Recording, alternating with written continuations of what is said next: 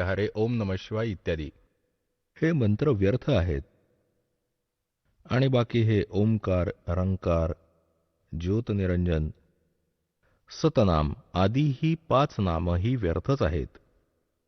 अकाल मूर्त शब्द स्वरूपी राम सत्पुरुष ही व्यर्थ नावे आहेत, ही मोक्षदायक नाहीयेत, ही उपमात्मक नावे आहेत. त्या सत्पुरुषाला तर आपल्याला मिळवायचंय, त्या अकाल मूर्तला तर शोधायचंय ज्याचे गुण गायले जातात. त्याची विधी प्रोसिजर वेगळी आहे त्या परमेश्वर प्राप्तीची. जसं जमिनीत जल आहे, पृथ्वीच्या आत जल आहे, मग जल पाणी नीर जल पाणी नीर म्हणत राहा, पण मिळेल कसं ते जल पाणी नीर? त्याची प्रोसेस वेगळी आहे, त्याची प्रोसिजर वेगळी आहे. हँडपंप लावला जातो आणि तेव्हा ते जल पाणी नीर मिळतं. असे अकालमूर्त शब्द स्वरूपी राम सत्पुरुष परमाक्षर ब्रह्म ज्याला आपण शोधत आहे, त्याच्या प्राप्तीचा वे ऑफ वर्शिप सद्ग्रंथातूनच घ्यायचा आहे. कोणाच्या दंतकथा लोकवेदातून नकोच. श्रीमद भगवद्गीतेच्या 8व्या अध्यायाच्या 13व्या श्लोकात लिहिलं, ओम इति एकाक्षरम ब्रह्म विहारण मामनुसमरण ये पर्याति तजन देहम स याति परमाम गतिम. गीता ज्ञानदाता सांगतो की माझा एक ओम मंत्र आहे, एक अक्षर, ओनली एक ओम अक्षर आहे, नथिंग एल्स. आणि त्यातून ती परमगती मिळेल जी ओमनी मिळू शकते.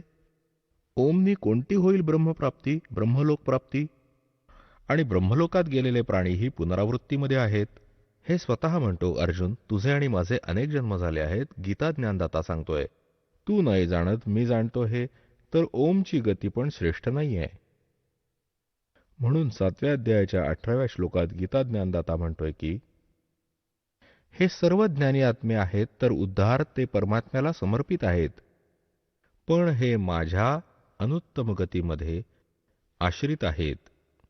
ही माझ्या ओम नावाने मिळणारी जी परमगती ब्रह्मलोक प्राप्ती आहे, इथे जायच्या साधनेपर्यंत सीमित आहे. तिथे गेलेल्या प्राण्यांनाही परत जन्म मृत्यू मिळेल, त्यांना परमशांती नाही मिळू शकत. परमशांतीसाठी त्यांनी कन्सेप्ट क्लिअर केली आहे 18व्या अध्यायाच्या 62व्या श्लोकात की अर्जुन, तू सर्व भावाने त्या परमेश्वराला शरण जा, त्याच्या कृपेनेच परमशांती आणि सनातन परमधामाला प्राप्त होशील. माझ्या साधनेनी तुला ती गती नाही मिळणार ज्याने परमशांती आणि सनातन परमधाम म्हणजे सतलोक प्राप्त होईल. त्यासाठी त्यांनी ही कन्सेप्ट क्लिअर केली आहे की मी नाही जाणत, तू त्या तत्वदर्शी संतांना शोध. 4थ्या अध्यायाच्या 34व्या श्लोकात. आणि तत्वदर्शी संताची ओळख पण सांगितली आहे 15व्या अध्यायाच्या 1ल्या श्लोकात कि ऊपर को जड़वाला ऊर्ध्व मूलम अधः शाखम अश्वत्थम प्रहो अवम छंदासी यस्य पर्णानी ये तम वेद स वेदवित. की वर मूळ असलेला आणि खाली 3 गुणरूपी फांद्या असलेला श्रीमद भगवद्गीताच्या अध्याय नंबर 15च्या 1ल्या श्लोकाचा निष्कर्ष दास सांगतोय की वर तर मूळ समजा त्या संसाररूपी वृक्षाच्या आणि खाली फांद्या. 15व्या अध्यायाच्या 2ऱ्या श्लोकात स्पष्ट केलं आहे की या तिन्ही गुणरूपी फांद्या रजोगुण ब्रह्मा, सद्गुण विष्णू, तमोगुण शिवजी. आता इथे केवळ हिंट दिली गीता ज्ञान दात्यांनी, इथे काही विस्तृत ज्ञान नाही दिलं. त्यासाठी ऑप्शन सोडलाय की तत्वदर्शी संत सांगतील आणि मग ओळख सांगितली. तत्वदर्शी संत कोणते? त्या तत्वदर्शी संताची ओळख काय आहे? जे ह्या उलट्या लटकलेल्या संसाररूपी वृक्षाचे सर्व विभाग सांगतील. सवेदवेत, ते वेदांचं तात्पर्य जाणणारे आहेत, ते तत्वदर्शी संत आहेत. तर हे ज्ञान परमात्म्याने स्वतः येऊन 600 वर्ष आधी त्या परमाक्षर ब्रह्मनी आपल्या मुखारविंदांनी सांगून कबीरवाणीमध्ये त्या 5व्या वेदात सूक्ष्म वेदात सांगितलं होतं. त्या कबीर परमात्म्यानी, त्या धाणक कबीरांनी, विणकर कबीरांनी ते परमाक्षर ब्रह्म आहेत. ते म्हणाले की अक्षर पुरुष एक पेड़ है, निरंजन यानी सरपुरुष वा की डार और तीनों देवा शाखा हैं ये पात रूप संसार. हे ज्ञान परमात्म्याने 600 वर्षांपूर्वी दिलं होतं. बघा इथे हा उलटा लटकलेला संसाररूपी वृक्ष माना. यावर कबीरजींनी, कबीर साहेबांनी, परमाक्षर ब्रह्मनी 600 वर्षांपूर्वी हे ज्ञान दिलं होतं की कि अक्षर पुरुष एक पेड़ है और सरपुरुष वा की डार और तीनों देवा शाखा हैं ये पात रूप संसार। जो जमिनीच्या बाहेर दिसून येतोय तो भाग झाड म्हटलं जातं, वृक्ष म्हटलं जातं. आणि मुळं गुप्त आहेत, अपरोक्ष आहेत, इनव्हिजिबल आहेत, पण आहेत. परमात्म्यानी स्वतः येऊन हे ज्ञान सांगितलं की ह्या संसाररूपी वृक्षाचे सर्व पार्ट सांगितले. अक्षरपुरुष एक झाड आहे. हे खोड समजा अक्षरपुरुष आहे, कारण त्यावर सगळ्या फांद्या, डहाळ्या आणि पानं, फळं येतात. तर अक्षरपुरुष खोड माना त्याचं. कबीर गॉड गिव्हन ज्ञान आहे हे सूक्ष्मवेद. कबीर अक्षर पुरुष एक पेड़ है, निरंजन क्षरपुरुषही म्हणतात. वा की डार और तीनों देवा रजगुण ब्रह्मा सतगुण विष्णु तमगुण शिव जी ये शाखा हैं और पात रूप संसार. हे खोड आहे अक्षरपुरुष. यातून मग एक मोठी फांदी निघाली. ही माना क्षरपुरुष वा ब्रह्म.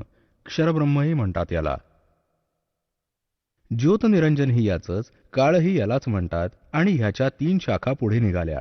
रजगुण ब्रह्मा, सतगुण विष्णू आणि तमोगुण महेश म्हणजे शिव.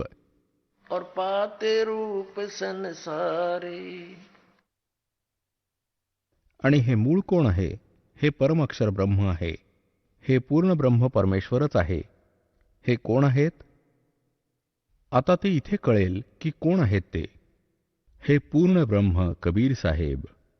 हे कबीरदेव आहेत, काशीचे कबीर, ज्यांना विणकर कबीर, धाणक कबीर एका कवीची संज्ञा देऊन सोडून दिलेलं अज्ञानाने लालला. अगदी कवडीमोल केलं होतं.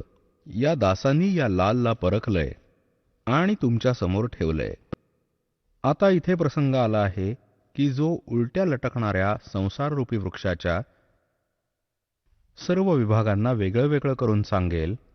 सवेदवेत, तो वेदांचं तात्पर्य जाणणारा, तो तत्वदर्शी संत आहे. आता तत्वदर्शी संताची भूमिका करण्यासाठी स्वतः परमेश्वर येतात. सचखंडातून चालत येतात, सत्यलोकातून, तिसऱ्या मुक्तिधामातून. त्या धूलोकाच्या 3ऱ्या स्तरात परमात्मा स्वतः बसले आहेत. एकदेशी आहेत, साकार आहेत, मानव सदृश आहेत. आणि तिथून गतिमान होऊन सहशरीर येतात आणि इथल्या आपल्या महान आत्म्यांना भेटतात. त्यांना तत्वज्ञान सांगतात, कारण त्यांनी ह्या अज्ञानी ऋषी, महर्षी आणि आचार्यांचं अज्ञान ग्रहण करून ठेवलेलं असतं. त्यांना हे तत्वज्ञान दाखवतात, आपल्या स्थितीशी परिचित करतात, सचखंड सत्यलोकात नेऊन परत आणतात. मग ते संत त्या परमेश्वराद्वारे प्राप्त झालेले ज्ञान डोळ्याने बघितलेल्या पूर्ण ब्रह्मांडाला, सत्यलोकाला आपल्या वाणीमध्ये ढोलाच्या डंक्यावर आवाज लावून ऐकवतात आणि सांगतात की कबीर इज गॉड. धानक रूप रहा करतार अनंत कोट ब्रह्मांड का एक रति नहीं भारे. सतगुरु पुरुष कबीर हैं ये कुल के सिरजनहार. त्या महापुरुषांनी ज्यांना परमात्म्याचा साक्षात्कार झालाय आणि सचखंड सतलोक ते स्थान पाहिलं जिथे भगवान राहतात, त्या सर्वांनी सांगितलं की परमात्मा साकार आहे, सशरीर आहे, त्याचं नाव कबीर आहे, तो मानव सदृश आहे. आणि हेच परमात्मा काशीमध्ये धाणक रूपात, विणकर रूपात प्रकट झाले होते आणि तत्वज्ञान देऊन पुन्हा गेले. आता गीतेतल्या अध्याय नंबर 15च्या श्लोक नंबर 1 मध्ये हे स्पष्ट झालं की तत्वदर्शी संत तो असेल जो संसाररूपी वृक्षाच्या सर्व पार्ट्सना, सर्व भागांना भिन्न भिन्न दाखवेल. पुण्यात्म्यांनो, परमात्मा स्वतः आले होते ते ज्ञान देण्यासाठी. आणि या अज्ञानींच्या कारणाने, या ऋषी, महर्षी, आचार्य, मंडलेश्वर, नकली गुरूंच्या कारणाने या अज्ञानाला ऐकून त्या लालला कवडी समजून टाकलं केराच्या टोपलीत. आणि कवडीला आम्ही उचलून छातीशी धरलं. जे पूजेच्या योग्य भगवान नव्हते, जे भगवानच नव्हते, त्यांना आपण पूजत होतो. याच 15व्या अध्यायाच्या 1 ते 4 पर्यंतचा निष्कर्ष आहे की अक्षर पुरुष एक पेड़ है, निरंजन वा की डार, तीनों देवा रजगुण ब्रह्मा सतगुण विष्णु तमगुण शिव जी ये शाखा है और पात रूप संसार। आपण खाली आहोत, आपण पातरूपात. आणि परमात्मा मूळ कोण आहे? तो परमाक्षर ब्रह्म आहे. त्याला परमाक्षर पुरुष म्हणा किंवा परमाक्षर ब्रह्म म्हणा, हवं तर त्याला परमेश्वर म्हणा, परमेश्वर. आणि मग सांगितलं की 15व्या अध्यायाच्या 4थ्या श्लोकात म्हटलं की त्या पश्चात या तत्वज्ञान रूपी शस्त्रांनी, अर्थात ह्या अज्ञाननाशक हत्याराद्वारे त्या अज्ञानाचा नाश करून, म्हणजे तत्वज्ञान समजून त्याच्यानंतर परमेश्वराच्या त्या परमपदाचा शोध घ्यायला हवा, जिथे गेल्यानंतर साधक परत फिरून या संसारात कधीच नाही येत. त्यांना पूर्ण मोक्ष प्राप्त होतोच. आणि ज्या परमेश्वराने सर्व ब्रह्मांडाची रचना केली आहे, आता गीता ज्ञानदाता तर या संसाररूपी वृक्षावरील ब्रह्मांडांचे रचनाकार पण नाहीत, कारण गीतेच्या 15व्या अध्यायाच्या श्लोक नंबर 3 मध्ये म्हटलं की या संसाररूपी वृक्षाची म्हणजे सर्व ब्रह्मांडाची माहिती मी नाही जाणत. या विचार काळात जसं तुझ्या आणि माझ्या गीतेच्या डिस्कशनमध्ये मी सांगतोय की मला ज्ञात नाही, त्याच्या परिस्थितीशी मी परिचित नाही, त्याचं चांगल्या प्रकारे मला परिपूर्ण ज्ञान नाहीये, तर यांनी सिद्ध झालंय की हे सृजनहार नाहीत गीता ज्ञानदाता. आणि तो सृजनहार आहे ते कबीरदेव आहेत, परमाक्षर ब्रह्म आहेत. त्यांनी आपल्याद्वारे रचलेल्या सृष्टीला स्वतः येऊन सांगितलंय. काय सांगितलंय की अक्षर पुरुष एक पेड़ है, निरंजन वा की डार, और तीनों देवा शाखा है, ये पात रूप संसार। आता त्या मुळाला सोडून बाकी सर्व डिस्कस केलंय भगवंतांनी, आणि त्यासाठी या दासाला पाठवलंय की मूळ कोण आहे. सांगितलं तर आधीच होतं की हम ही अलखला है कुतुब गोस और पीर, और कह कबीर खालक धनी हमारा नाम कबीर। आम्ही साऱ्या सृष्टीचे रचनाकार आहोत आणि मी स्वतः परमात्माच आहे. पण आपण या अज्ञानींच्या विधानानुसार त्या भगवंताला नाही ओळखलं की कबीर इज गॉड. आणि इनफॅक्ट कबीर इज गॉड. आता सर्व पुरावे तर तुमच्या समोर आले. वास्तविक कबीरच भगवान आहेत. तर पुण्यात्म्यांनो, आपल्याला भगवान हवाय, आणि सद्ग्रंथात प्रमाणित तोच भगवान. जसं आपले सद्ग्रंथ वेद आणि गीता जे सांगतात त्यात जे प्रमाण आहे तोच गॉड आहे. त्याचे लक्षण मिळतात तोच भगवंत, तोच गॉड. आणि त्यात ज्यांचं लक्षण नाही मिळत ते गॉड नाहीत. मग आपल्याला त्याची आवश्यकता काय आहे? तर गीतेत अध्याय नंबर 15 श्लोक नंबर 16 आणि 17 मध्ये 3 पुरुष सांगितले. एक क्षरपुरुष, दुसरा अक्षरपुरुष आणि तिसरा परमाक्षरपुरुष. आता गीतेच्या 8व्या अध्यायाच्या श्लोक नंबर 1 मध्ये अर्जुन विचारतो की भगवान, गीता ज्ञानदात्याला विचारलं, तुम्ही 7व्या अध्यायाच्या 29व्या श्लोकात ज्या तत्वब्रह्माविषयी म्हटलं आहे की त्या जी व्यक्ती जन्म आणि मरण ह्यातून सुटण्यासाठी जो प्रयत्नशील आहे, जरा म्हणजे वृद्धावस्था, वृद्धत्वाचं संकट, आणि मरण म्हणजे मृत्यू, या दोन्हीतून सुटण्याचा जे प्रयत्न करतात, जगातील अन्य काही डिमांड नाही करत, ते ह्या तत्वब्रह्माशी परिचित आहेत आणि साऱ्या अध्यात्म ज्ञानाशी आणि सर्व कर्मांशी परिचित आहेत. तर अर्जुनाने विचारलं 8व्या अध्यायाच्या प्रथम श्लोकात की किम अध्यात्म किम कर्म पुरुषोत्तम।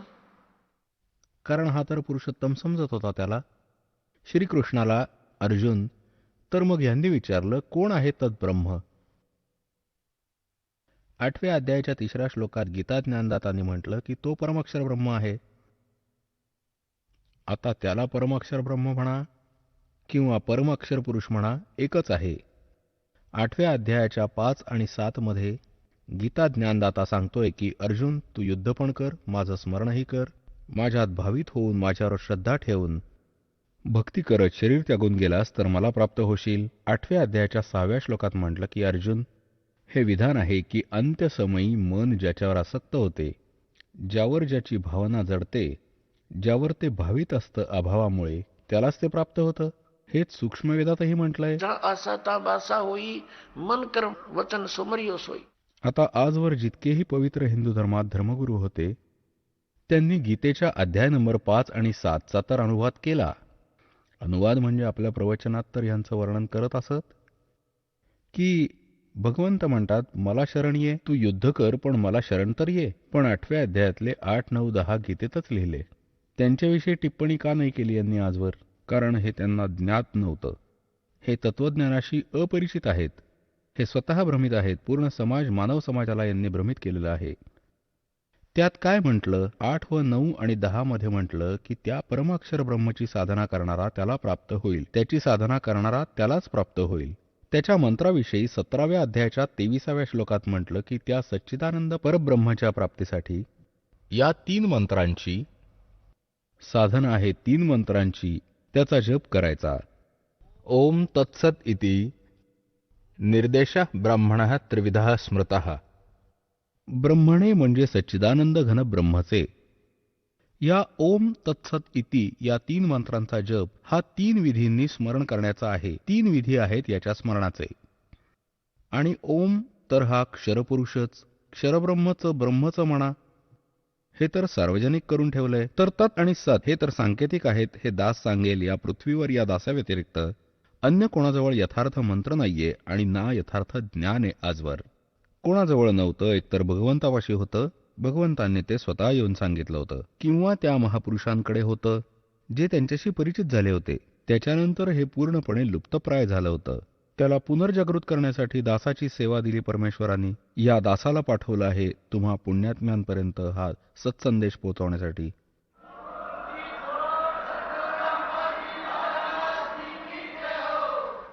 आता इथे 17व्या अध्यायाच्या 23व्या श्लोकात 3 मंत्रांचा जप आहे परमाक्षर ब्रह्मचा. तर 8व्या अध्यायाच्या 8, 9, 10 श्लोकांमध्ये म्हटलंय की त्या तत्वदर्शी संतांकडून ते कोडवडमध्ये लिहिलेले यथार्थ मंत्र प्राप्त करून जो त्या परमेश्वराची परमदेव पुरुष किंवा परमेश्वराची साधना करतो परमाक्षर ब्रह्मची, तो अंत्यसमयी भक्तीच्या बळाने त्या मंत्रजपाच्या साधनेच्या शक्तीने त्याला प्राप्त होऊन जातो. त्या परमात्म्याला प्राप्त केल्यावर ते मग या संसारात परत येत नाहीत. त्यांचे जन्ममृत्यू कायमस्वरूपी समाप्त होतात. गीता ज्ञानदाता तर आपली साधना आणि स्थितीशी स्वतः परिचित करून देतो, आपल्या गतीशी देखील, की अर्जुन तुझे आणि माझे अनेक जन्म झाले, तू नाही जाणत, मी जाणतो. यांनी सिद्ध होतं की गीता ज्ञानदात्याचे च्या भक्ती साधनेने परमगती नाही मिळू शकत. म्हणून 7व्या अध्यायाच्या 18व्या श्लोकात गीता ज्ञानदाता आपल्या गतीला म्हणजे ओम नामाने होणाऱ्या परमगतीला अनुत्तम म्हणतो. ही अश्रेष्ठ आहे, व्यर्थ आहे. आता पुण्यात्म्यांनो, 15व्या अध्यायाच्या 16 आणि 17व्या श्लोकात 3 प्रभू अगदी क्लिअर आहेत. 3 पुरुष, एक क्षरपुरुष आणि एक अक्षरपुरुष. आणि क्षरपुरुष व अक्षरपुरुष विषयी सांगितलं की हे दोन्ही नाशवंत आहेत आणि यांच्या अंतर्गत जितके प्राणी असतील तेही नाशवंतच आहेत. आत्मा कोणाचा मरत नाही हा तर विषयच वेगळा आहे. कुत्र्याचा पण मरत नाही, गाढवाचा पण मरत नाही. आत्मा वेगळा आहे. तर बोलण्याचा अर्थ हा आहे की क्षरपुरुषही नाशवंत, अक्षरपुरुषही नाशवंत. अक्षरपुरुषाचा अर्थ आहे अविनाशी, पण हा सुद्धा व्यर्थ, नाशवंत आहे. पण हा खूपच चिरस्थायी आहे. याचं जीवन लांबलचक आहे. पुढच्या काळात तुम्हाला ही कन्सेप्टही क्लिअर करीन की हा केवढा अविनाशी आहे. म्हणून 15व्या अध्यायाच्या 17व्या श्लोकात या परमाक्षर ब्रह्माविषयी म्हटलंय, परमाक्षर पुरुषाविषयी म्हटलंय की उत्तम पुरुष है तू अन्य परमात्मा इति उदाहरत है. यह लोक तरम आविष्य विवर्ती अवैश्वर है. उत्तम पुरुष म्हणजे श्रेष्ठ परमात्मा. प्रभू तर कोणी अन्य आहे. वर 15व्या अध्यायाच्या 16व्या श्लोकात वर्णित क्षरपुरुष आणि अक्षरपुरुष होऊन वेगळा कोणी भिन्न आहे, अन्य आहे, आणि तोच परमात्मा म्हटला जातो. परमात्मा म्हणजे भगवंत, श्रेष्ठ आत्मा. आणि पुण्यात्म्यांनो, जिथे आपण राहतोय इथेही परमात्म्याची लक्षणं आहेत. कोणाचे पाय तुटले, कोणाला कॅन्सर झालाय, कोणाचा मुलगा मेला, कोणाची मुलगी मेली, कोणाचा पूर्ण परिवार नष्ट झाला ॲक्सिडेंट किंवा काही अन्य कारणांनी. मग काय हे परमात्म्याचं स्थिर स्थान आहे? परमात्म्याचा अर्थ दुःख न देणे, सुखच सुख देईल, त्याला भगवान म्हणतात. तर इथे लिहिलंय की तो 3ऱ्या नंबरचा जो परमाक्षर ब्रह्म आहे, परमाक्षर पुरुष आहे, तोच आहे वास्तविक भगवंत. तो परमात्मा म्हटला जातो. आणि हे जो तिन्ही लोकात प्रवेश करून सर्वांचं पालनपोषण करतो. जसं संसाररूपी उलट्या लटकलेल्या वृक्षाची मुळे वर आहेत, म्हणजे तो परमक्षर ब्रह्म सर्वात वर तिसऱ्या मुक्तिधामात निवास करतो. धूलोकच्या तिसऱ्या स्तरात विराजमान आहे, तिथं तो राहतो. आणि तिथून ती मुळं समजा सर्व संसाराची, त्यातून सर्व उत्पत्ती झाली आहे, तोच सर्वांचं पालनपोषण करतो. जसं वृक्षाला त्या मुळाद्वारेच आहार प्राप्त होतो, पूर्ण झाडाचं पालन जडाने होतं, मुळाने होतं, तर ते मूळ हे परमक्षर ब्रह्म आहे. त्याला परमक्षर ब्रह्म म्हणा, परमक्षर पुरुष म्हणा. आणि खोड हे तर अक्षरपुरुष आहे. आणि त्यानंतर फांदी ही क्षरपुरुष आहे. हा ब्रह्मा विष्णू महेश यांचा पिता आणि त्याचे 3 पुत्र आहेत, 3 डहाळ्या आहेत याच्या. त्या फांदीच्या रजगुण ब्रह्मा, सतगुण विष्णू, तमगुण शिवजी. आणि त्याच्यापुढे मग इथे जेवढे जीव आहेत ते लटकले आहेत. तर ही कन्सेप्ट क्लिअर झाली की या भक्तिमार्गाच्या आत हेच 3 पुरुष आहेत, क्षरपुरुष, अक्षरपुरुष आणि परमाक्षर पुरुष.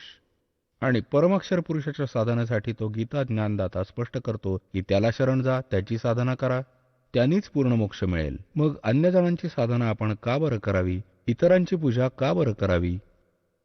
अज्ञानाच्या कारणाने. तर या तत्वज्ञानाने आणि या दासाद्वारे तुम्हाला समजेल की हू इज गॉड, ते कोण आहेत परमात्मा, आणि त्यांच्या पूजेचा विधी कोणता. तर मग थोडंसं काम राहील आता भक्ती करायची. आणि ती भक्ती इतकी सोपी आहे. नाम उठत नाम बैठत नाम सोवत जागवे, नाम खाते नाम पिते नाम शेती लागवे. जसा हठयोग करत असायचे, उभे राहून तपश्चर्या करायचे, हे अयोग्य होते. हे मनमानी आचरण होतं. आम्हाला वाटायचं ह्यानीच भगवंत मिळतो, आमचा नंबर नाही येऊ शकत, आम्ही मुलं बाळं पण नाही त्यागू शकत, भगवंत संन्यास घेतल्यावरच मिळतो. हा अज्ञानामुळे आपला विचार असे. आता तत्वज्ञानाच्या प्रकाशाने आपल्याला ज्ञान मिळालं, ते तर फुकटचं ओझं वाहत होतो. त्याविषयी म्हटलंय की डंब करे डोंगर चढे. दंभ, दंभ म्हणजे पाखंड करतात, उंच ठिकाणी जाऊन बसतात, आसन पदम लावून, धुनी लावून, चिमटा काढून, की दुरून पाहिलं कोणी तर वाटेल एक महात्मा बसलेत. आम्ही विचार करत होतो की भाऊ, असा मिळतो भगवान अज्ञानतावश. याविषयी सूक्ष्मवेदात म्हटले आहे, दंभ करे डुंगर चढे. डुंगर म्हणजे उंच स्थानावर, डोंगरावर बसतात. डंब करे डोंगर चढ़े अंतरजीनी झूल, और जग जाने बंदगी करे ये बोए सूल बबूल. होय होय. जेव्हा जनतेला वाटतं की हे भक्ती करतात, तेव्हा हे तर बाभळीचे काटे लावत असतात, कारण साधना शास्त्राविरुद्ध आहे. तप से राज राजमद मानम, जन्म तीसरे शुक्र स्वानम. तपेश्वरी सो राजेश्वरी, राजेश्वरी सो नरकेश्वरी. जितकं अधिक तप करेल तेवढं राज्य अधिक मिळेल. अधिक राजा अधिक वेळेपर्यंत नरकात ठेवला जातो. कारण तप से राज राजमद मानम. इतका गर्व होतो राजाला, तो मागे पुढे काही बघत नाही. कोण जाणे किती शिक्षा ठोठवतो मग तो, कोण जाणे किती जीवांना मारून टाकतो आपलं राज्य सुरक्षित ठेवण्यासाठी. मग त्याच्या मुलांना सगळं भोगावं लागतं. तर परमात्मा म्हणतात, जग जाने बंदगी करे ये बोए सूल बबूल. तर पुण्यात्म्यांनो, हे तुमचं भाग्य आहे की तुम्हाला हा सत्संग आणि हे तत्वज्ञान ऐकायला मिळालं. बोलो सतगुरुदेव.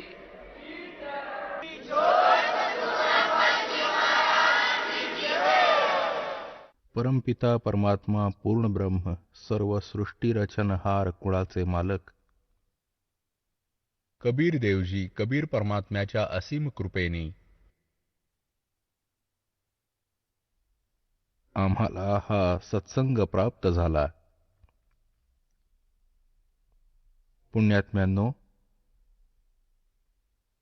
सत्संगाचा काय अर्थ आहे? साधी गोष्ट आहे, जिथे सत्यता असेल, सत्याचा आधार आहे, त्यालाच सत्संग म्हणतात. तर हा सत्संग अध्यात्म ज्ञानाचं प्रचार माध्यम असं समजावं की अध्यात्म मार्गात जे विचार दिले जातात त्याला सत्संग म्हणतात. मग ते खरे द्या, शास्त्रानुकूल द्या, प्रमाणित द्या, त्यालाच सत्संग म्हणतात.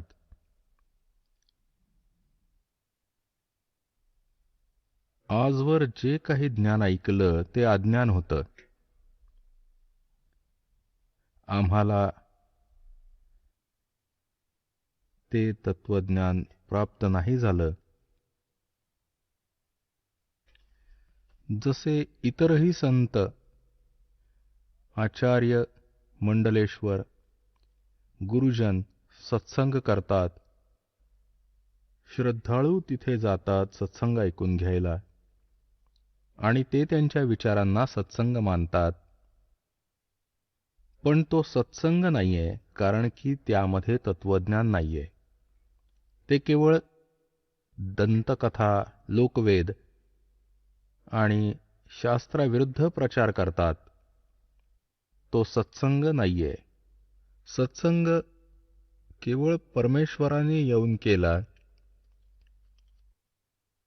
कबीर परमेश्वरजींनी, अखिल ब्रह्मांडाच्या स्वामींनी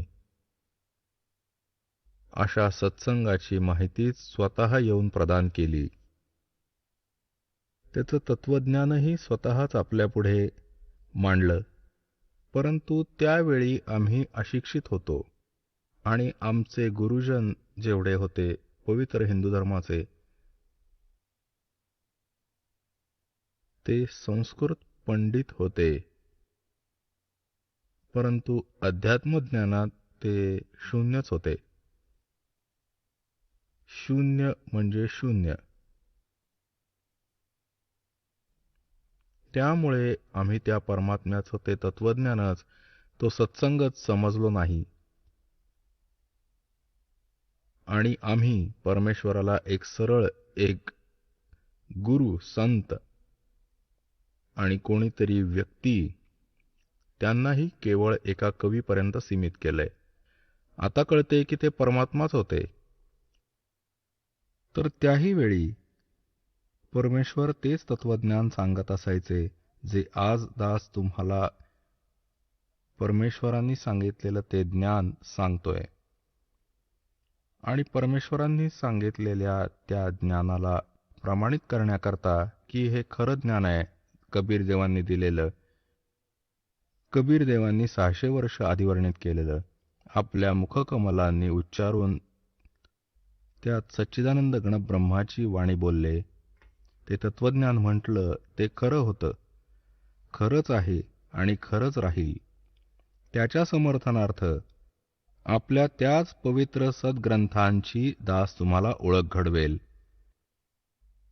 ज्यामध्ये आज ते ज्ञान विद्यमान आहे. आणि त्यावेळी देखील, ज्याही वेळी परमात्माच्या ज्ञानाला हे नकली गुरु, केवळ संस्कृतचे वक्ते हे म्हणतच नाकारून टाकत राहत की कबीर अशिक्षित आहेत, ते एका छोट्या जातीचे विणकर आहेत आणि त्यांनाही धड संस्कृत येत नाही.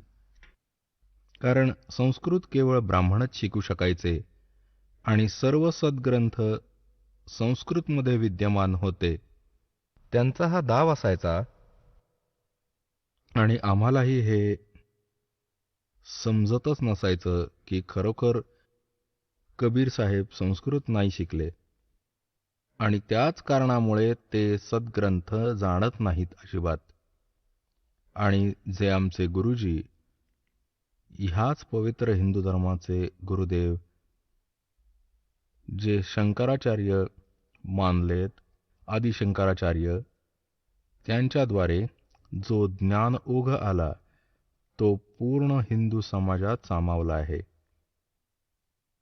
त्यांचंच ऐकून ज्ञानाचा पुढे ब्राह्मण लोक आपल्या आपल्या क्षेत्रात ह्याचा प्रचार करत असत.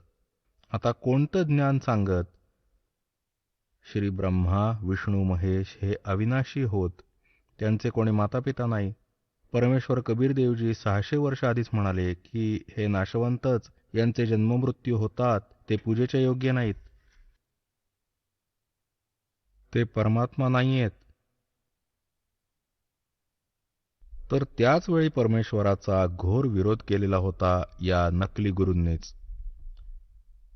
परमात्मा सत्संग करत असत, खरं ज्ञान प्रदान करायचे, आणि हे नकली गुरु आचार्य हे शास्त्रविरोधी ज्ञान प्रदान करत असत. आजवर यांचाच बोलबाला होता, कारण आपण शास्त्रांना अपरिचित होतो. आज दया केली त्याच परमपिता परमेश्वराने या दासावर कृपा केली. तुम्हा पुण्यात्म्यांच्यासाठी ह्या दासाला तयार केलं, त्याच पवित्र सद्ग्रंथांना समजून आणि मग तुम्हाला माहिती सांगून. आणि आज आपण शिक्षित आहोत. सद्ग्रंथ जवळजवळ सर्वच अनुवादित आहेत. अनुवादकर्ता हे स्वतःच आहेत आणि म्हणतात की ब्रह्मा विष्णू महेश हे अविनाशी आहेत. तर पुण्यात्म्यांनो, 21 ब्रह्मांडात सत्संग नाहीये याच दासच्या अतिरिक्त, याच बरवालाच्या अतिरिक्त. हा अभिमान समजू नका, हा सच्चेपणा समजा. अभिमान तर अशा व्यक्तीला असतो ज्याने असं स्वतःचं काही शोधलं. अभिमान तर त्यालाही नाही पाहिजे, पण हा स्वभाव आहे, होतोच तो. परंतु जे ज्ञान दास तुमच्या समक्ष सांगत आहे ते जर आधीच परमात्म्याने आम्हाला सांगितलं, बक्षीस दिलेलं, ते दास तर ते ज्ञान समजावतोय की भगवंतांनी असं 600 वर्ष आधीच म्हटलं, आणि आज जर आपल्या सद्ग्रंथातही आढळलंय, त्यावेळी त्यांच्यातही लिहिलेलं. तर पवित्र हिंदू धर्माचा हा प्रचार कुठून प्रारंभ झाला? आदरणीय आदिशंकराचार्यजींपासून. हे आदिशंकराचार्य कोण होते? त्यांच्याच चरित्रात लिहिलेलं आहे की भगवान शंकरच स्वतः अवतारित होऊन आलेले आणि मातेच्या गर्भातून जन्मलेले. 8 वर्षांपासूनच हे दीक्षित झाले होते. संस्कृत लहानपणीपासूनच वाचू लागले आणि 32व्या वर्षी त्यांचा मृत्यू झाला होता रोगाच्या कारणाने. इतकं तर पुण्यात्म्यांना मानायला हवं, यांची सुद्धा देणगी आहे अशा महापुरुषांची, की शंकराचार्यजींचा जन्म तेव्हाच होणं एक वरदान ठरलंय आपल्यासाठी. कारण की त्याच समयी बौद्ध धर्माचा प्रचार बराच चालू होता आणि शंकराचार्यजींनी बौद्ध धर्माचा त्याचाच विरोध केलेला ज्ञानाने, भांडणाने नाही, ज्ञानाने विरोध केलेला. आणि त्याचाच परिणाम हा झाला की आजवर भक्ती जीवित आहे. जर बौद्ध धर्म पसरला असता भारतवर्षात तर पूर्ण भारतवर्ष नास्तिक असतं. बौद्ध धर्म आला चीनला, पूर्ण चीन नास्तिक झालंय. अशा प्रकारे पुण्यात्म्यांनो, जर त्याच समयी हे पुण्यात्मा आदिशंकराचार्यजी नसते ना, तर आज आम्ही राम हे नावही घेतलं नसतं. परंतु गोष्ट तीच झाली ना, आकाशातून पडले आणि खजुरावर अडकले, मग काय मिळालं? शंकराचार्यजींनी आम्हाला काय ज्ञान दिलं? की जीव हाच ब्रह्म आहे. मग अजून काय सांगितलं? की श्री शिवशंकर भगवान हेच परमात्मा आहेत, विष्णू भगवान हेच परमात्मा आहेत, शिवशंकर हे परमात्मा आहेत, ब्रह्माजी हे परमात्मा, हे अविनाशी आहेत, यांचे जन्म मृत्यू नाही होत. आणि हे त्यांच्याच आदरणीय शंकराचार्यांचे हे पूज्य इष्टपण रामकृष्ण, श्रीकृष्ण आणि भगवान विष्णू, भगवान शंकर आदी ब्रह्माजींची तर पूजा हे करत नाहीत. आजचा जो सत्संग आपल्यासाठी असेल, तो सत्संग 21 ब्रह्मांडात नाहीये. आणि सद्ग्रंथांचं ज्ञान ह्याही दासाच्या व्यतिरिक्त, या परमात्म्या व्यतिरिक्त वा तशा महापुरुषांच्या व्यतिरिक्त जे परमात्म्याशी परिचित झाले, साक्षात्कार झालेला त्यांना, ते थोडे महात्मे आहेत. पूर्ण विश्वात त्यांच्याही व्यतिरिक्त पूर्ण विश्वात ज्ञान नाही, अध्यात्म ज्ञान बाकी नाही, वेद आणि शास्त्रांचं ज्ञान नाही. मग सत्संग काय केला अशांनी? उलट ज्ञान सांगितलं. आता तुम्हाला दाखवतो की ही जी शंकराचार्य परंपरा आहे त्यात कशी पूजा असते, तिथे काय सत्संग सांगतात आणि कोणाला हे पूज्य मानतात. पुण्यात्म्यांनो, एक विशेष कृपा आहे परमात्म्याची. आज मानव समाजाला ते सत्य ऐकायला मिळत आहे ज्याची आम्हाला आधीच आवश्यकता होती. तरीही आम्ही आभारी आहोत त्या परमपिता कबीर भगवंताचे, ज्यांनीच प्रकटून स्वतः दया केली आम्हा दासांच्यावर आणि हे तत्वज्ञान समजावलं. हे बघून घ्या, एक पुस्तके, एक पत्रिका मासिक श्रीमाता, आणि हे श्रीमाता कम्प्युसिस प्रायव्हेट लिमिटेडचं प्रकाशन. आषाढ पौर्णिमा संवत 2066, जुलै 2009, वर्ष 8, अंक 97. हे तसंच इथून प्रसिद्ध होतं. शंकराचार्य परंपरा संपोषिका श्री विद्यासाधक सहायिका. ह्यामध्ये शंकराचार्य परंपरा इथून सुरू होतीये. नारायणम पद्मभुवम वसिष्ठम शक्तिम च तत्पुत्र पराशरम च व्यासम शुकम गौडपदम महंतम गोविंद योगेंद्रम अस्य शिष्यम. आता हे काय सांगितलं की हे ते त्यांचे पूज्य देव. कोण? नारायणापासून सुरू ते नारायण.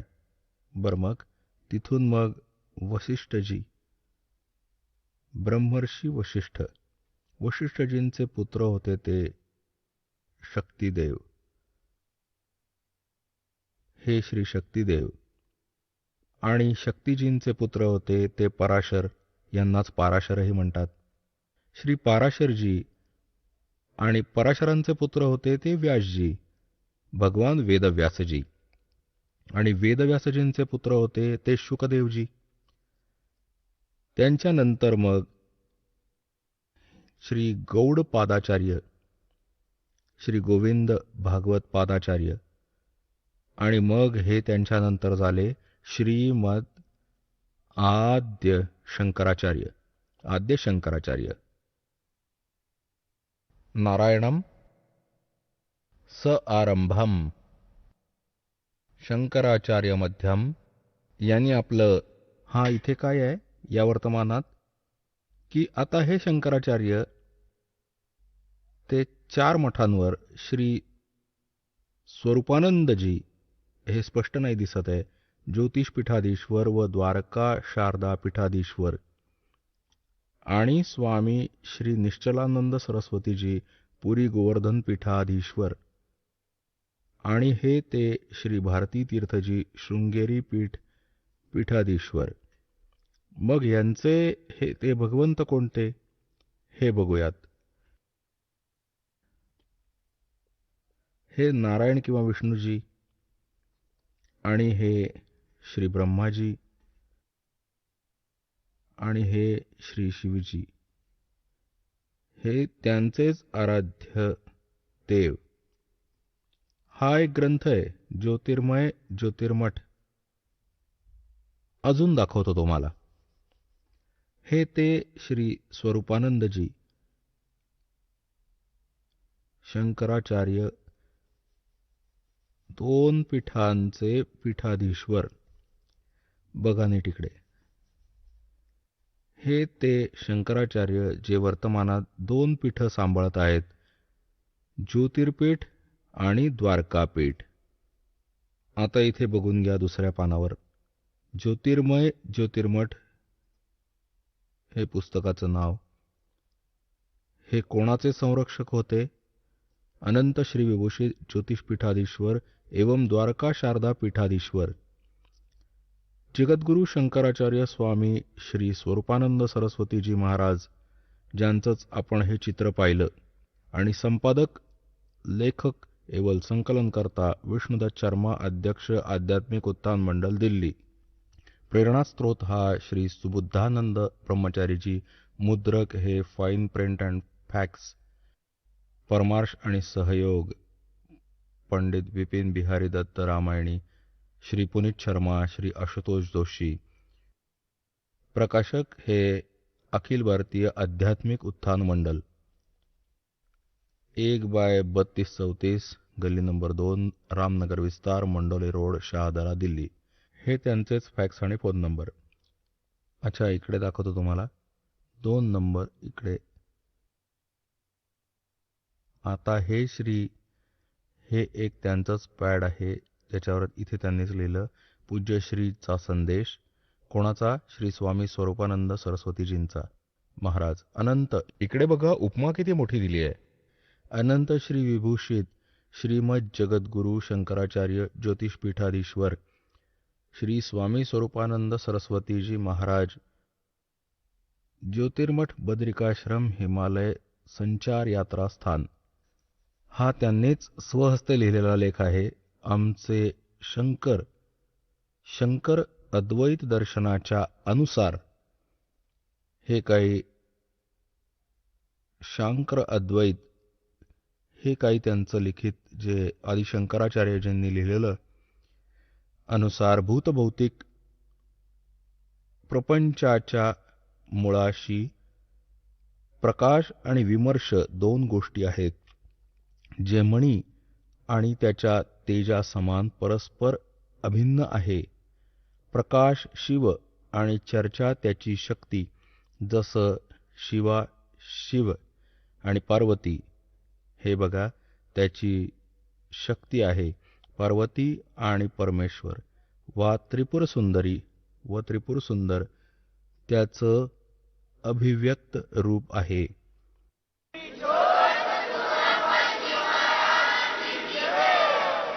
चला आता आपण त्या श्रद्धाळूंचे अनुभव जाणून घेऊयात, ज्यांनी जगद्गुरु तत्वदर्शी संत रामपालजी महाराजांकडून दीक्षा प्राप्त केलेली आहे, तसेच त्यांच्याद्वारा सांगितलेल्या भक्ती मार्गावर चालत आहेत.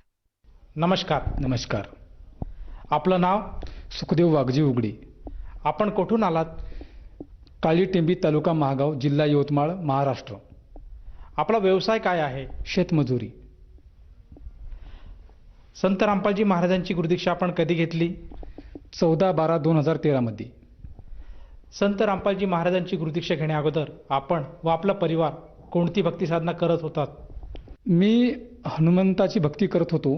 हनुमंताची रोज हनुमान चालिसा सकाळ संध्याकाळ 11 वेळा वाचायचो. हनुमान चालिसा वाचताना माझ्यासमोर लाल लाईट पडायची. लाल लाईट पडताना मी त्या लाईटाला भिलो नव्हतो, कारण आमच्या शेजारी माहूर तालुका आहे. त्या माहूर तालुक्यामध्ये दत्त जयंतीच्या वेळेस यात्रा भरायची. त्या यात्रामधून शेजारचे मुलं तेथून खेळणे आणायचे आणि तेथून एक ते लालटेनची बॅटरी आणायची. तर ते बॅटरीचा उजेड मारायचे संध्याकाळच्या रात्रीला. तर ती मी पाहायचो. तर मी हनुमान चालिसा वाचताना ते लाल लाईट पडायचे. तर मला असं वाटायचं की माझी कोणीतरी बाहेरून चेष्टा घेत आहे, की लाल लाईट कोणीतरी दाबत आहे मला भेव घालण्यासाठी. मग माझी हनुमान चालिसा वाचणं झाल्याच्या नंतर मी आईला विचारलं की माझी चेष्टा कोण घेत आहे, बाहेरून लाल लाईट पडतायत. तर आई म्हणली की बाहेर तर कोणीच नाही, बाहेर तर कोणीच नव्हतं. मग मी आईला सांगितलं मी चालिसा वाचताना माझ्यासमोर लाल लाईट चमकायची आई. तर आई म्हणाली की तुझ्या ही भक्तीची काहीतरी शक्ती आहे, हनुमंताची काहीतरी तुझ्यावर कृपा आहे. तर मग माझा विश्वास थोडासा दृढ झाला की खरंच या हनुमंतामध्ये काहीतरी शक्ती आहे. मी इतकी चालिसा वाचतो आणि माझ्यासमोर मला थोडाफार काहीतरी चमत्कार दाखवला. तर आई म्हणाली की आपण आपल्या गावात एक संत राहते, त्या संताला आपण ही जे आपल्यासोबत जी घटना घडली ती आपण त्या संताला सांगू. म्हणलं ठीक आहे. तर त्या संतापाशी गेलो आणि त्या संताला सांगितलं की मी रोज हनुमान चालीसा वाचत असतो सकाळ संध्याकाळ आणि माझ्यासमोर असे असे लाईटं चमकतात. तर संतानं सांगितलं की तू हनुमान चालीसा रोज वाचत जा, कारण हनुमंताची तुझ्यावर कृपा आहे. म्हणलं ठीक आहे. आणि तू चालीसा वाचताना ग्लास घ्यायचा, त्या ग्लासामध्ये पाणी घ्यायचं आणि उदबत्ती लावायची. उदबत्तीला ज्यावेळेस तू हनुमान चालीसा वाचतं त्यावेळेस त्या उदबत्तीचा अंगारा त्या पाण्यामध्ये पडला पाहिजे. आणि ज्या कोणाला भूतप्रेतची बाधा असेल ती पाणी त्या व्यक्तीला द्यायचं, म्हणजे की त्याची भूतप्रेतची बाधा समाप्त होईल त्या पाण्यामुळे. मी म्हणलं ठीक आहे. मग अशी समस्या माझ्या मोठ्या बहिणीच्या लेकराला व्हायची की त्यांच्यावर भूतप्रेतची बाधा यायची. तर आईनं बहिणीला सांगितलं होतं की सुखदेवला आपल्या हनुमंताची खूप कृपा आहे त्याच्यावर, त्याच्यापासून भूतप्रेतची बाधा दूर होते त्यानं जर पाणी दिलं लेकराला तर. तर मग बहीण लेकराला घेऊन माझ्यापाशी आली. तर मी संध्याकाळचं पाणी घेऊन अगरबत्ती लावून हनुमान चालीसा 11 वेळा वाचला आणि ती पाणी मुलाला दिलं. तर खरंच त्या मुलाचा भूतप्रेत बाधा दूर झाला. मग माझा विश्वास अजून दृढ झाला की खरंच शक्ती आहे हनुमंतामध्ये. मग मी शनिवारचे उपास करायचो. हनुमंताला एवढी शक्ती असा मानायचा की याच्यावरचा देवच नाही, म्हणजे एवढा माझा विश्वास दृढ झाला. मग कधी बी बहिणीच्या लेकराला भूतप्रेतची बाधा काही झाली की बहीण माझ्यापाशी यायची आणि मी पाणी द्यायचो. आणि माझ्यासमोर हनुमान चालीसा वाचता वाचता वरून पत्राला एक असा दगड होता, वरी अटकून असा पत्राला दगड होता. मी हनुमान चालीसा वाचताना तो दगड माझ्या डोक्यात पडला. असा दंग राहिलो मी की खरंच एवढा दगड माझ्या डोक्यात पडला आणि मला काहीच झालं नाही. मग माझा विश्वास अजून दृढ झाला. पण असे भक्ती करता करता एक दिवस माझी बहीण वेडी झाली. लहानी बहीण वेडी झाल्यावर तिलासुद्धा मी हनुमंताचं रोज 11 वेळा पाणी दिलं, सकाळी पाणी दिलं, संध्याकाळी पाणी दिलं, पण ती काही दुरुस्त झाली नाही. मग आई म्हणे मी दुसऱ्या वैद्याकडे नेतो हिला. म्हणलं ठीक आहे घेऊन जा. दुसऱ्या वैद्याकडे नेलं. वैद्यापाशी सुद्धा ती चांगली झाली नाही. मग कुठल्याही देवी देवतापाशी चांगली झाली नाही. मग माझा हनुमंतावरचा विश्वास उडाला. देवा मी तुमची इतकी भक्ती करतो, माझ्या बहिणीची भूतप्रेत बाधा दूर झाली आणि आज माझी बहीण जी वेडी झाली लानी तिचं दुःख दूर नाही झालं का? कारण मग हिचं जर दुःख दूर होत नसेल तर मग तुमच्या शक्तीचा काही उपयोगच नाही, काही फायदाच नाही तुमची हनुमान चालीसा वाचून, असं मी म्हणालो. असं म्हणलं आणि आईला सांगलं आई मी आजपासून हनुमान चालीसा सोडून देणार. म्हणजे का? कारण आपल्या बहिणीचं दुःख दूर होत नाही आहे. मग हे हनुमान चालीसा वाचून काय फायदा आहे म्हणलं. आज माझी बहीण एवढी वेडी झाली की तिला भान नाही स्वतःचं, लेकराचं, नवऱ्याचं, भावाचं, आई वडिलाचं. मग काय करायचं आपण ही भक्ती करून. सर, जसं तुम्ही सांगत आहात की तुम्ही हनुमंताचे भक्त होते आणि हनुमंत चालिसा हे आपण दररोज नित्यनियमाने 11 वेळेस पाठ करायचे आणि त्या हनुमंत चालिसामुळे आपल्याला काही चमत्कार किंवा साक्षात्कार बघावेस मिळाले. परंतु ते क्षणिक होते आणि काही दिवसानंतर त्या चालिसा वाचनातून, त्या पठणातून आपल्याला कुठल्याही प्रकारचा लाभ मिळत नव्हता. तर मला असं विचारायचं आहे की संत रामपालजी महाराजांचा मार्ग आपल्याला कसा कळाला आणि संत रामपालजी महाराजांची भक्ती आपण कशी स्वीकारली? आमच्या गावामध्ये एक मुलगा होता. त्यांनी संत रामपालजी महाराजांची गुरुदीक्षा घेतली होती. त्यांनी सांगितलं होतं की संत रामपालजी महाराजांच्या चरणी गेल्याच्या नंतर सर्व दुःख दूर होतात. भयंकर अशी कुठलीही बिमारी असेल, कशीही बिमारी असेल तर त्या गुरुजीपाशी गेल्याने ती बिमारी दूर होते. तर माझ्या भावानं संत रामपालजी महाराजांची जे ज्ञानगंगा पुस्तक आहे ती पुस्तक वाचून संत रामपालजी महाराजाकडे हरियाणामध्ये जाऊन गुरुदीक्षा घेतली आणि घरी आला. घरी आल्याच्या नंतर आम्हाला सांगत होता की संत रामपालजी महाराज सर्व शक्तिमान आहे, ब्रह्म विष्णू महेशचा आजोबा आहे, असं असं ज्ञान आहे असं सांगत होता. तर मला विश्वास नाही पटला पहिले की खरंच ब्रह्म विष्णू महेश हनुमंताच्या वरची कोणती शक्ती आहे. पण पुन्हा राहून एक असा मनात विचार आला, जर हनुमंतामध्ये ताकद असती तर माझी बहीण वेडी झाली नसती. मग मी भाऊ रोज संध्याकाळी सत्संग लावायचा आणि मी ते सत्संग पाहायला बसलो होतो. मग सत्संग पाहता पाहता मला ते सत्संग आवडायला लागला. मला मेमरी कार्डमध्ये सत्संग भरून दिले. शेतामध्ये काम करत असताना आई आणि मी गुरुजीचा सत्संग ऐकत होतो. त्या सत्संगामध्ये गुरुजीनं वाणी सांगितली होती, मै रो तू सृष्टी को, ये सृष्टी रो हे मोहे, कहे कबीर शियोग को, समज ना सकता कोई. ही वाणी ऐकून माझ्या हृदयाला लागली आणि आईला म्हणालो की आई, परमात्मा आलेले आहेत, संत रामपालजी महाराज या धर्तीवर आलेले आहेत आणि आपण त्यांच्याकडं नामदीक्षा घेऊ आणि आपल्या बहिणीला सुद्धा तिथं नेऊ. ही वाणी ऐकून माझ्या हृदयाला लागली आणि संत रामपालजी महाराजाकडे गेलो आणि नामदीक्षा घेतली. सर, जसं तुम्ही सांगत आहात की पूर्वी आपण हनुमंताची भक्ती करत होतात, त्या भक्तीमुळे आपल्याला कुठल्याही प्रकारचा लाभ प्राप्त झाला नाही आणि मग तुम्हाला संत रामपालजी महाराजांचं ज्ञान कळालं, त्यांनी जी सांगितलेली वाणी आपल्या हृदयाला भेटली आणि त्या अनुषंगाने आपण संत रामपालजी महाराजांची गुरुदीक्षा घेतली. जेव्हा आपण संत रामपालजी महाराजांची गुरुदीक्षा घेतली, त्या गुरुदीक्षेमुळे किंवा त्या साधनेमुळे आपल्याला व आपल्या परिवाराला काही लाभ प्राप्त झालेत का? मला मूळव्याधाचा खूप त्रास होता. 5 ते 7 वर्षापासून असा भयंकर त्रास होता की असं वाटायचं की माझा जीव निघून जातो काय की. एवढं रक्त पडायचं, एवढा त्रास व्हायचा. काही कुणा असे औषधी मला दिली की ती लावायची, कोणी पाला द्यायचा, कोणी काही द्यायचं, तरी बी ती मूळव्याधाची बिमारी माझी काही बरी होत नव्हती. तर एका व्यक्तीनं मला सांगितलं होतं की मूळव्याधापासून भगंदर बिमारी तयार होते. माझं मानसिक संतुलन बिघडलं गेलं आणि मग कुठली काही घटना ऐकली की मला भीती व्हायला लागायची. कोणाला हार्ट अटॅक आला की मला वाटायचं की मला स्वतःला हार्ट अटॅक येते. कोणी याचा ॲक्सिडेंट झाला की मला भीती वाटायची. कोणाच्या किडन्या गेल्या की मला भीती वाटायची की माझ्या किडन्या जातात का, म्हणजे की माझी BP वाढायची, कधी कमी व्हायची.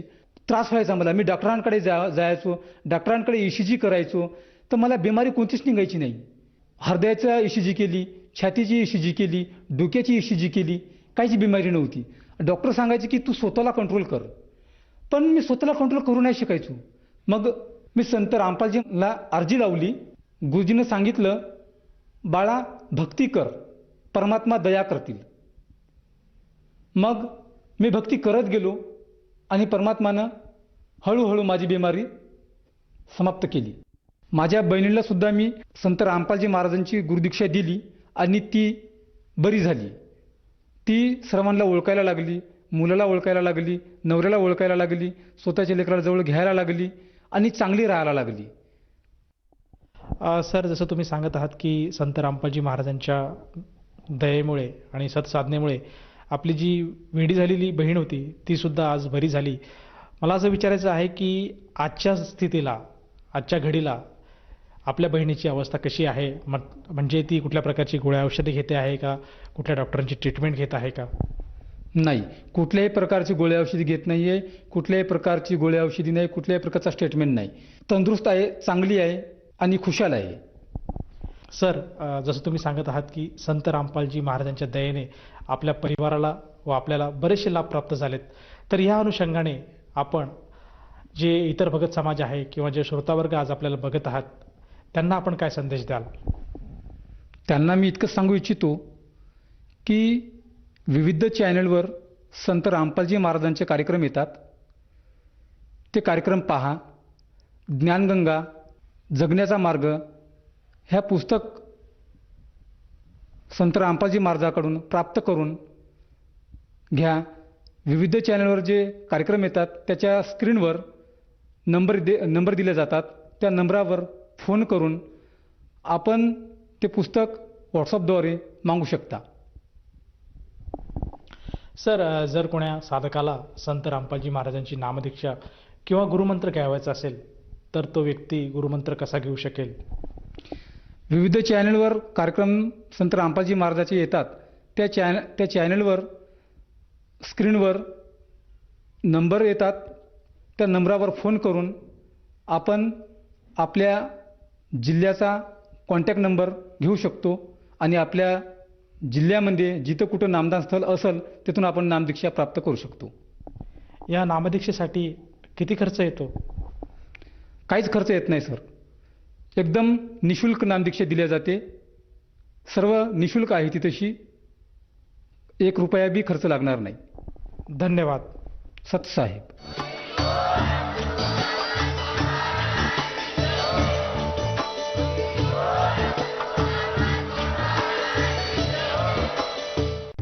आपण ऐकत होता जगद्गुरु तत्वदर्शी संत रामपालजी महाराजांचे मंगल प्रवचन. निशुल्क नामदीक्षा प्राप्त करण्यासाठी आणि अधिक माहितीसाठी संपर्क करा 7030303951 7030303952. आमची वेबसाईट आहे www.jagadgururampalji.org. सर्व पवित्र धर्मांच्या व पवित्र शास्त्रांवर आधारित प्रमाणित अनमोल पुस्तक ज्ञानगंगा किंवा जगण्याचा मार्ग यापैकी कोणतेही एक पुस्तक निशुल्क मागवण्यासाठी आम्हाला आपले पूर्ण नाव, पूर्ण पत्ता, पिनकोड सहित आणि फोन नंबर लिहून 7030303951 7030303952 नंबरवर SMS करू शकता किंवा आम्हाला 7030303950 नंबरवर व्हॉट्सअप